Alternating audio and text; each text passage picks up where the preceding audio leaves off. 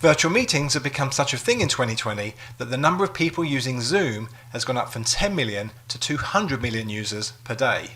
So if you're new to using Zoom, or if you've been using it a while, I've got 5 very cool but simple little tricks that I promise will improve your Zoom meeting experience. So stick around.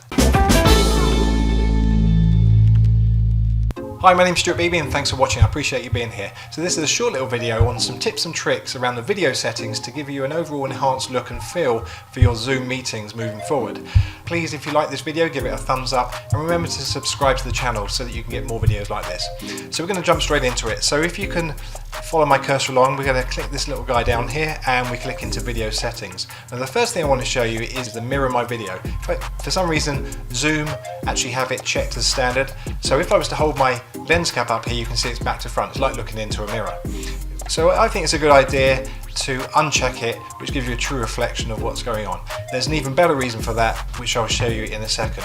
Before we move over there though, I just want to show you this kind of cheap little trick here, which is the touch up my appearance. Now it may look a little bit subtle, but in fact it is, but in fact if you check it, it will actually soften your skin and make you a little bit younger after all. Why not have that checked? I think it's a good idea. So once we've done those two little buttons there, we're going to jump into the virtual background area. Now this is, I think, is a really kind of fun area, but it also adds the level of professionalism, I think, to your broadcast. Now the first time you jump in here, Zoom will actually ask you, when you click this button here, to download the virtual background pack. Now it is free, just like the Zoom platform. Once it's downloaded, you click on this plus sign here and you can add an image. Now I've got a little folder here for my green screen backdrop, it's already set.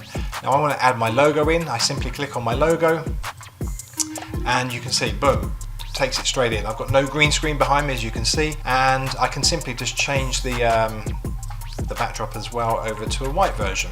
So yeah, it's not perfect. There are a lot of artifacts. If I was to move around quite a lot here, you know, it's good if you're static. I mean, it probably wouldn't be good for a gym instructor having this option because, you know, like I say, it's going to really mess up the algorithm that is in this video platform here. I think it's a really great option though. Let's say, for example, you're in a meeting and with a load of people you don't know, perhaps it's with customers, potential clients, to have this logo behind you, I think really gives you an overall enhanced look. So definitely check that out. Now you can also as well have some fun with it. You could actually, I mean, we're all working from home at the moment, but this is my studio. I can put myself in the studio there and you get the idea. So I can literally put anything behind me. A lot of people are using Zoom these days for you know, hangout, for, you know, having beers on a Friday night, for example. So, you know, let's take ourselves on vacation as well. Let's put myself into one of my favourite spots, which is in California. You can see the options are endless here.